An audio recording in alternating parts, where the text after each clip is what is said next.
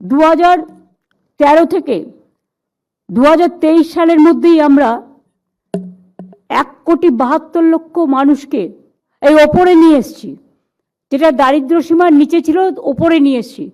14 বছরে রাজ্যে 2 কোটি লোকেরও বেশি কর্মসংস্থান হয়েছে। সারা দেশে আমরা বেকারত্বের স্থান 40% কমিয়েছি। কৃষক বন্ধু 1,20,00,000 লোককে 27,16 কোটি টাকা আমরা দিয়েছি এখনো পর্যন্ত। Death benefit 1,60,000। বাংলা শস্য বিমা বিনা পয়সায়, জলে ভেসে যাক, পোকায় কামড়ে দিক, নষ্ট হয়ে যাক ফসল, আগুনে পুড়ে যাক, টোটালটাই ইন্স্যুরেন্স খরচা রাজ্য সরকার বহন করে। আগে এটা ছিল না, আগে কৃষকদের বহন করতে হতো। এটা একমাত্র পশ্চিমবাংলায় আছে।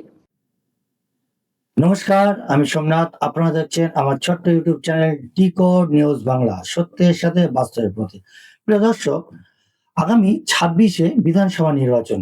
এই বিধানসভা নির্বাচনের প্রাক্কালে মাননীয় মুখ্যমন্ত্রী মমতা বন্দ্যোপাধ্যায় উন্নয়নের পাঁচালী জনমানুষে তুলে ধরছেন, কিন্তু সেই উন্নয়নের পাঁচালী যে কতটা সত্য, কিন্তু তার আড়ালে যে একটা আসল সত্য লুকিয়ে আছে, সেটা শুভেন্দু অধিকারী জনমানুষে সল্টলেকের একটি সাংবাদিক সম্মেলন করে জানাচ্ছেন। আমাদের রাজ্যে আপনারা জানেন যে আমি কিছুদিন আগে আমাদের প্রধান কার্যালয় 6 নম্বর মুরলীধর সেন লেন থেকে, সেখান থেকে আমি অভিযোগ করেছিলাম যে 7,000 কোটি টাকার 9,114টি স্কিমে টেন্ডার করা হচ্ছে, এবং আমি ঠিকাদার বন্ধুদেরকে অনুরোধ করেছিলাম আপনারা আর যাওয়ার শেষ মুহূর্তে ঠকবেন না।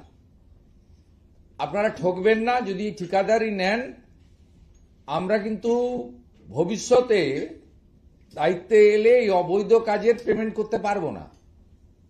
মাত্র 10% টাকা, 700 কোটি টাকা দিয়ে জোর করে কাজগুলোকে টেন্ডার করাচ্ছে বা অ্যাওয়ার্ড করছে বা কাজ করতে শুরু করছে। 7,000 কোটি টাকায় মাত্র 10% টাকা অ্যাকচুয়াল বরাদ্দ। কারণ উনি ভালো করে জানেন যে ফেব্রুয়ারি 3rd উইকে দুদিন একদিন এদিক ওদিক হতে পারে, এটা ইলেকশন কমিশনের বিষয়, আমার নয়। কিন্তু 2021-এর যে দিন, সে অনুযায়ী এমসিসি চালু হয়ে যাবে আফটার 20th ফেব্রুয়ারি এনি ডে, সেটা ইলেকশন কমিশন বলবে। তাই তারপরে তো আর কোনো প্রশ্ন নেই।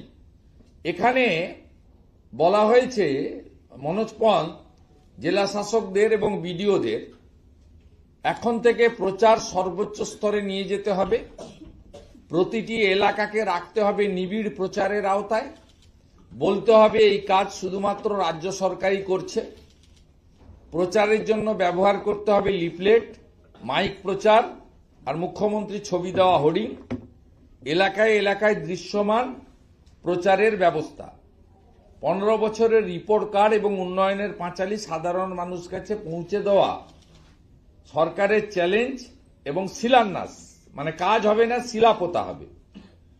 গ্রাম পঞ্চায়েত স্তরে শিলান্যাসের পরে জেলা শাসককে গ্রাম পঞ্চায়েত স্তরে একটা মিটিং করতে হবে। মিটিংয়ে থাকতে হবে এলাকার জনপ্রতিনিধি, অর্থাৎ তৃণমূলের, ওনারা তো আমাদের স্বীকার করেন না জনপ্রতিনিধি হিসেবে, নির্বাচিত পঞ্চায়েত সদস্য, সরকারি কর্মচারী, গ্রামবাসী। মিটিংয়ে উপস্থিতি ন্যূনতম 500 জন নিশ্চিত করতে হবে। সেখানে মুখ্যমন্ত্রীর ছবি দিয়ে বক্তৃতা হবে, আইপ্যাক অর্গানাইজ করবে। উপস্থিতিদের অন্তত 50% মহিলা হতে হবে, এমন নির্দেশ দেওয়া হয়েছে।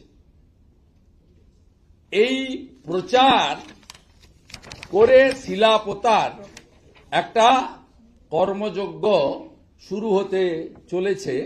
এইটা আমি পর্দাটা ফাঁস করলাম। গোটা পশ্চিমবাংলার মানুষকে বলবো, মিটিংগুলোয় গিয়ে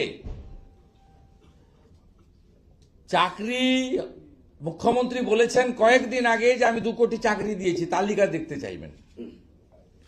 নরেন্দ্র মোদীজির সরকার 40 লক্ষ বাড়ি দিয়েছে 30,000 কোটি টাকার। কেন বাড়ি চাইনি প্রশ্ন করবেন।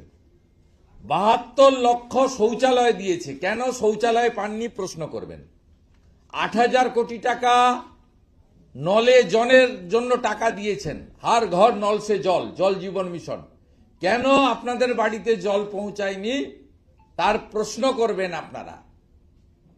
কেন one teacher no teacher two teacher school চলছে, স্কুল এত বন্ধ হয়ে গেল তার প্রশ্ন করবেন আপনারা। প্রশ্ন করবেন 6 মে 2025 উচ্চ মাধ্যমিকের রেজাল্ট বেরোনোর 3 মাস পরে কেন ভর্তি হয়েছে, কেন জয়েন্টের সবচেয়ে শেষে পশ্চিমবঙ্গের রেজাল্ট বের করানো হয়েছে, কেন গত 1 বছরে 8200 স্কুল বন্ধ করা হয়েছে, রতন টাটার টাটা কোম্পানি সহ 6888 শিল্প কেন মমতা ব্যানার্জির সময় তাড়ানো হয়েছে, কেন মহিলাদের রাত্রে বেরোনো যাবে না মুখ্যমন্ত্রী নির্দেশ দিয়েছিলেন, কেন অভয়া মতো ঘটনা আজও ঘটে, কেন দুর্গাপুর আইপি সিটিতে মেডিকেলের ছাত্রীকে গ্যাং রেপ হতে হয়, এসব প্রশ্ন আপনারা গিয়ে জেলা শাসকদেরকে করুন।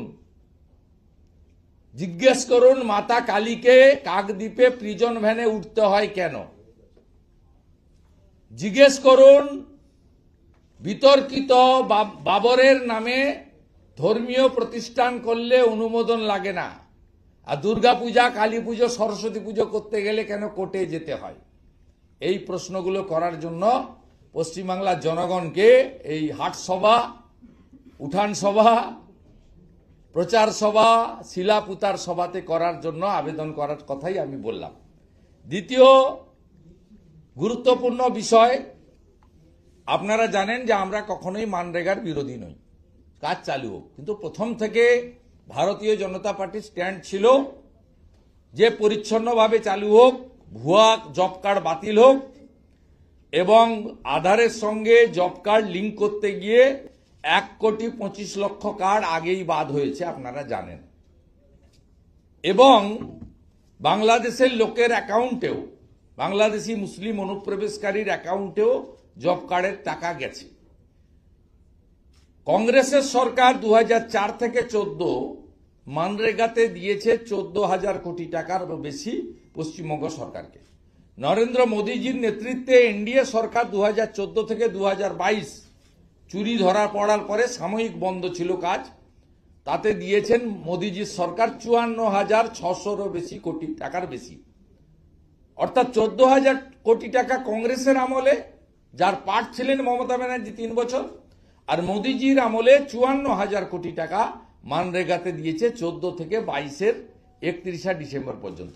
রাজ্যে সর্বত্র দুর্নীতি, যে বিষয়ে নাম নেব না সেই বিষয়ে লজ্জা পেয়ে যাবে। কয়লা, গরু, বালি, শিক্ষা, এসএসসি, সুতরাং গত 14 বছরে যে দুর্নীতির পাহাড় এ রাজ্যের মানুষ দেখেছে, সেটা নিয়ে মানুষ এই উন্নয়নকে সঠিকভাবে মেনে নিতে পারছেন না। কিন্তু অপরদিকে এসআইআর এর যে আতঙ্ক তৃণমূল সরকারকে যে ভয় পাইয়ে দিয়েছে, সেটা প্রতি পদক্ষেপে বোঝা যাচ্ছে।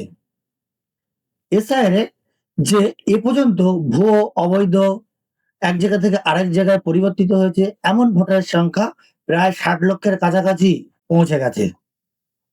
এর মধ্যে দিল্লি থেকে 5 জন আইএএস অফিসার আসছেন এই চোরদেরকে ধরতে, এবং বিএলওদের উপর নির্বাচন কমিশন বিভিন্ন পদক্ষেপ নিচ্ছেন যাতে এই ভুয়ো অবৈধ বাংলাদেশি রোহিঙ্গা ভোটার লিস্টে না থাকে, অর্থাৎ 100% যেন ভোটার তালিকা নির্ভুল এবং স্বচ্ছ হয়, যার উপরে নির্ভর করে আগামী 26-এ পশ্চিমবঙ্গের বিধানসভা নির্বাচন হতে যাচ্ছে। আজকের ভিডিও এই পর্যন্ত।